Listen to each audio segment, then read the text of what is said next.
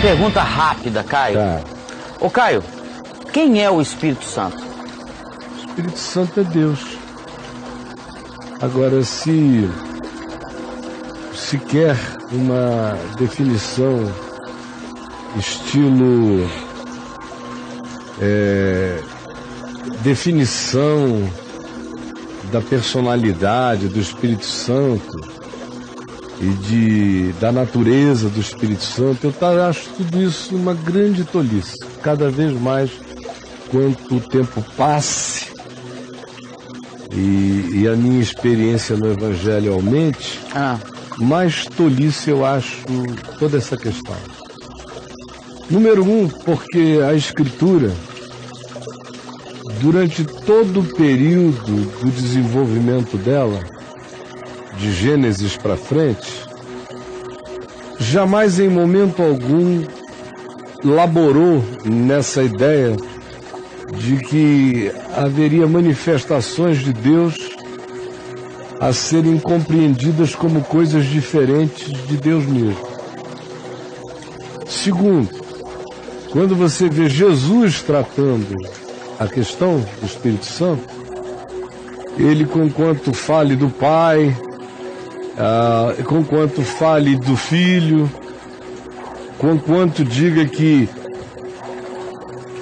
quem quer que queira o Espírito Santo, basta pedir porque o Pai lhe o dará, conquanto diga que o pecado contra o Filho tem perdão, ou em qualquer outra área ou dimensão, mas contra o Espírito Santo não tem perdão.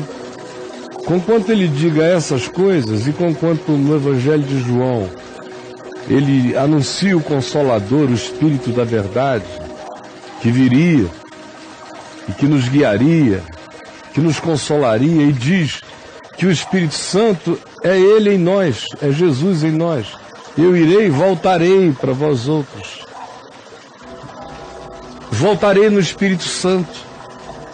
Ele diz que hoje, naqueles dias, o Espírito de Deus habitava com eles, mas depois da ida dele, o Espírito habitaria no indivíduo, em cada um que cresce. Então, ele diz isso, e os apóstolos entendem posteriormente essas falas de Jesus como sendo o Espírito de Cristo, o Espírito Santo. Por isso, no livro de Atos, que a gente está lendo, em alguns lugares você vê a afirmação: porém o Espírito de Jesus os impeliu. Ou lá em Betínia, aquela região da Ásia Menor, ali perto em Troade, perto de Troia, lá se diz: Paulo queria seguir adiante para Betínia, porém o Espírito de Jesus não o permitiu. Incitados pelo Espírito de Cristo. Então, e Jesus dizendo: o Pai vos dará do que é meu, e o Espírito de Deus em vós me glorificará. Então, qualquer coisa para além disso é cair na tentativa idólatra teológica de querer fazer altares para 3 deuses, o que seria paganismo cristão. No Evangelho se fala do Pai, ao mesmo tempo em que Jesus diz: eu e o Pai somos um. Quem me vê a mim, vê o Pai. Se fala do Espírito Santo, ao mesmo tempo o Espírito Santo é o Espírito de Jesus, é o Espírito de Cristo, é o Espírito de Deus. De modo que, pela leitura do Evangelho, não tem como eu invocar a Jesus e essa não ser uma invocação do Espírito Santo. Não tem como eu orar ao Pai e essa não ser uma oração ao Pai e ao Espírito Santo. Porque existem apenas comunicações de um determinado manifestar de Deus aos homens que carrega apenas a peculiaridade seguinte: o Pai é o absolutamente indisponível, aquele a quem nunca ninguém viu e nem verá. É o que se diz do Pai, embora ele saiba a meu respeito tudo. e eu respire do Pai. O Filho é aquele em quem todas as coisas foram criadas. E o Filho é a expressão exata do ser inexprimível do Pai. O Filho é a manifestação disponível do Pai indisponível. E o Espírito Santo seja a manifestação íntima, intrínseca, visceral e absolutamente simbiotizada de Deus com o homem, pela decisão da invocação. Foi por isso que Jesus disse a Madalena, quando ela quis abraçá-lo depois da ressurreição, ele disse, não me toques, eu vou para o meu Pai, daqui para frente a relação vai ser num outro nível, vai ser aqui dentro. De modo que a tentativa de querer departamentalizar a Deus é própria da mentalidadezinha grega, aristotélica, do cristianismo filosófico, sistêmico, que tenta criar nichos e lógicas e relações que sejam compreensíveis no ser de Deus, quando na realidade a Trindade é um Deus só.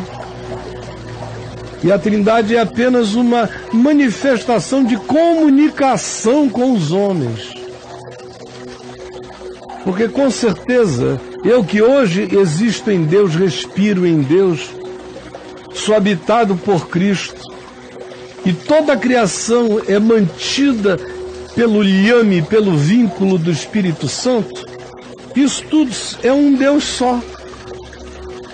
Só que os antigos e os humanos no curso dos anos, por exemplo, quando o Salmo 104 olha para uma campina que antes estava seca e quando a primavera brota, vem e as flores se abrem, e o homem antigo do Salmo 104 olhava e via tudo aquilo desabrochando, ele dizia, tu sopras o Espírito Santo sobre a relva e refaces a face da terra.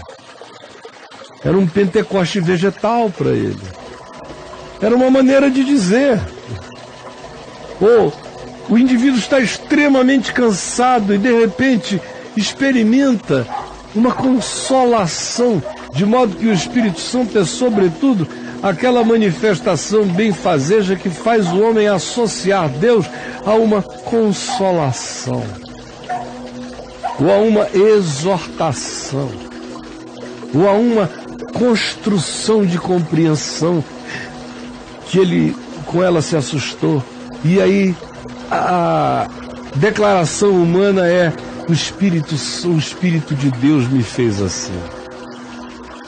Quando você vê um homem como Filipe ser arrebatado do ribeiro onde ele batizou o eunuco, Atos 8, e saiu de Gaza para Asdod, para Azoto, assim, num arrebatamento se diz que foi o Espírito de Jesus que o arrebatou. O levou, o Espírito Santo. Por quê? Porque é a forma mais adequada de linguagem para falar aquilo ali. Mas se está falando a mesma coisa. No passado eu me lembro que quando eu me converti, a basicalidade das compreensões sobre Deus era uma coisa tão chocante, que foi o que me impressionou, que eram os crentes velhos na igreja, me dizendo, não, este assunto é para o Pai. Não, este assunto é concernente ao Filho. Este assunto é concernente ao Espírito Santo. Tá. Na realidade, eles tinham 3 deuses. Não era à toa que os islâmicos diziam que os cristãos que eles conheceram do século VII para cá eram todos pagãos idólatras. Porque além de fazerem pinturas de supostas representações de Deus, do Pai, do Filho e do Espírito Santo, e de fazerem nichos e adorarem essas materializações corpóreas, eles também ainda declaravam de maneira obtusamente pagã e básica na compreensão que Deus era Pai, Filho e Espírito Santo.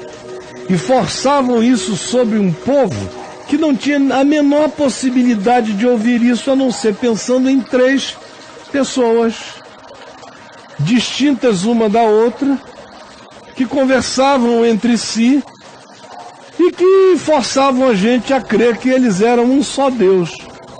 Mas na realidade eram 3 entes.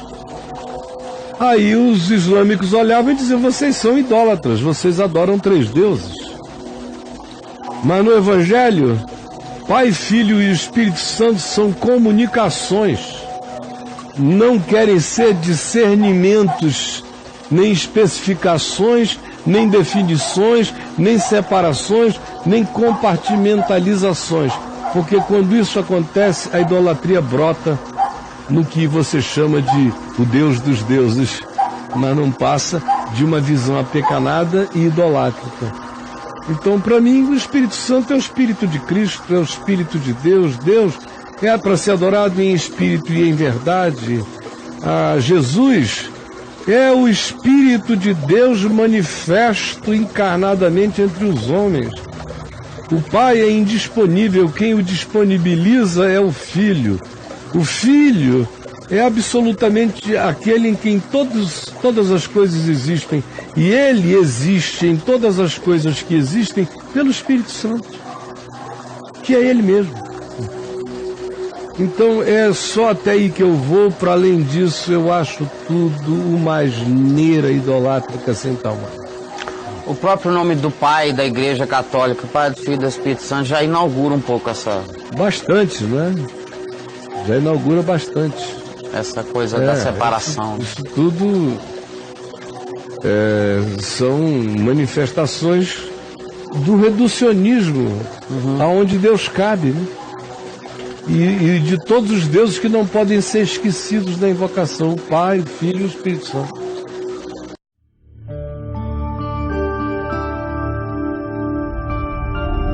VMVTV, o canal é você.